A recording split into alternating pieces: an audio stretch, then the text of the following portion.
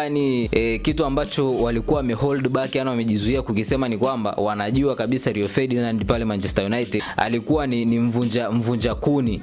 Kitu kama hicho, alikuwa ni mvunja kuni. So ni kauli ambayo ameweza kuiongea kuonyesha jinsi ambavyo amekuwa disappointed. Sasa ukiangalia ni kitu kizuri kwa sababu opinion, kila mtu anaruhusiwa kuwa na opinion. Umeona bana? Kwa hiyo yani the way ambavyo Alikamwe ameonyesha kuwa disappointed, yani personally, according to my own personal opinion, naona kwamba haikupaswa kuwa disappointment, yani hakutakiwa kuwa disappointed kabisa, kwa sababu okay, ni goli la Chama, lakini in the end of the day ni goli la Chama ambalo amelifunga kwenye ligi kuu ya Tanzania. Kwa bado ina advertise ligi kuu hata kama nyinyi ndo mmefungwa. By the way, nimependa sana comeback ya Mediali. Amesema bana, kama wana Yanga mnaumia na kuona Rio Ferdinand amesifia goli la Chama, na nyinyi mkamuonyeshe goli, mbona mna goli zuri tu, goli la Mwamnyeto ambalo alijifunga dhidi ya Dodoma Jiji. So Mediali akasema kama nyie na wauma kuona goli la Chama linasifiwa, na nyie mnaweza kwenda kumuonyesha goli ambalo Mwamnyeto alijifunga ili kuweza kubalance